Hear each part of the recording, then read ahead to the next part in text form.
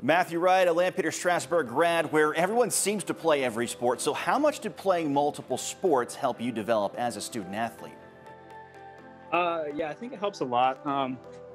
Growing up, like, we were always encouraged by my parents specifically to play a lot of sports because it'll just develop a lot of different things. And obviously, like, for instance, kicking, you're not really going to get a whole lot of teamwork because you're kind of doing everything on your own. So kind of learning that through other sports. And then just, I mean, I wouldn't be a kicker if I didn't play soccer. I have no doubt about that. So obviously it all worked out. And like you said, Lampeter-Strasburg is kind of a small school, so you got to play a lot of sports.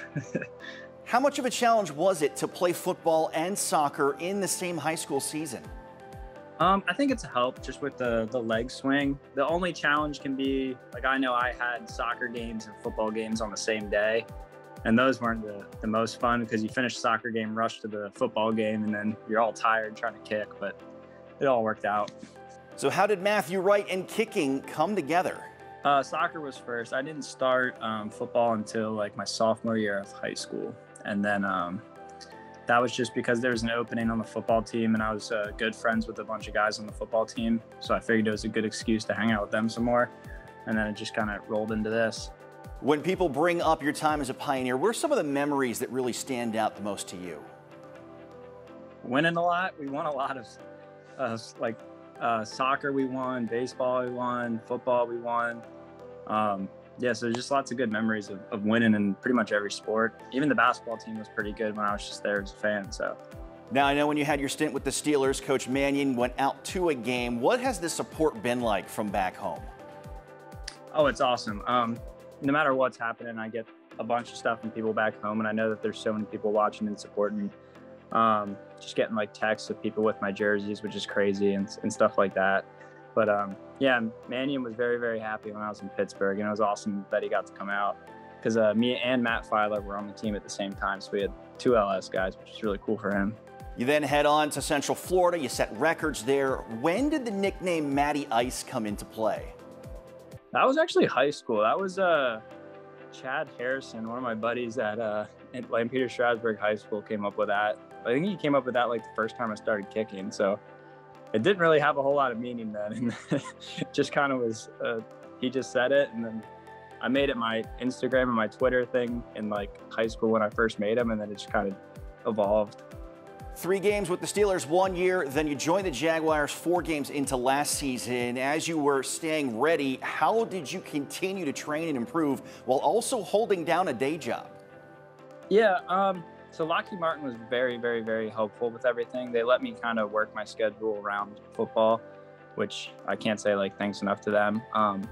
I would just wake up pretty early, do my work, and then I would be able to go kick while we still had daylight, and then just make sure that I was always kicking on like Sundays and then kicking on Tuesdays, which is the day that you think you're going to have workouts on, just to stay prepared for what I thought was going to come.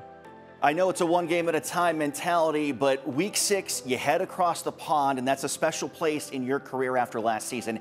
How much is that brought up by fans? A lot. Pretty common. Yeah, that changed my career drastically. So yeah, I'm really thankful for it. I'm excited to get back to it. But yeah, just focusing on each and every kick. Now, reporters looked up your LinkedIn page after that one to see where you came from and what you were doing before the call from Jacksonville.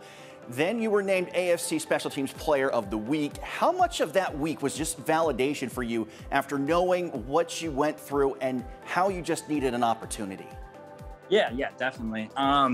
It was just huge for confidence, for everything moving forward, to like kind of, I'm hoping solidify myself moving forward as an NFL kicker. So yeah, it just felt really good to get those out of the way, and especially because they were longer ones. And my whole thing growing up has been, does he have a strong enough leg? And then it was good it made me happy that they were both 50 plus. So I noticed that you have since updated your LinkedIn page. What was that feeling like typing Jacksonville Jaguars and professional football player into it? Felt good. One of our social media guys at UCF was pushing me. He's like, you need to update it every week and make sure that you keep like a log of every game. But no, I'm just happy that it's all working out so far. Just got back from your honeymoon. Did the opportunity with Jacksonville alter any wedding plans last year?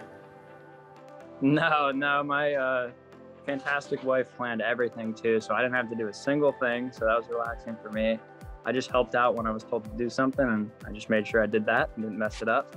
But we had planned for a March wedding for a while just to make sure it didn't mess up with football season, so we were ready for it. How has this offseason been different knowing that you are already locked in with the team? Yeah, this is the first offseason where I didn't work another job, so it's been a lot more free time, and just trying to make sure I use that wisely, but also use it to make sure I'm ready for the next season. So just took like a month off of football pretty much. When I went to the gym, it was pretty light, just making sure that my body was ready to go for the next year, and then just getting back in the gym, doing a bunch of yoga, and then getting back into my kicking routine slowly. And we're starting to ramp up for organized team activities here in the next week, so just getting ready for that. You've got OTAs on the way. How much is your schedule kind of ramping up here from here on out? I still kind of look at OTAs as a little bit of like a developmental phase. So like if I'm working on something with my kicking, I think OTAs is a fine time to work on it because I don't have to worry about a game until, I don't even know, August, September. So I still got plenty of time that I can tweak some small things if I want to. Obviously, the big changes that I wanted to make, I accomplished in the last couple of weeks. But now going into OTAs, I'll probably work on tweaking some smaller things and just making sure that I feel as smooth and as good as possible going into the season. Another name Pennsylvanians know pretty well is Doug Pederson. What is the vibe like from the new Jacksonville coaching staff? They seem great. I haven't gotten into the building to meet them all too much, just with everything going on with my wedding and stuff. But all the messages that send out have been awesome. He seems like a great guy. I obviously watched him as an Eagles fan back in college.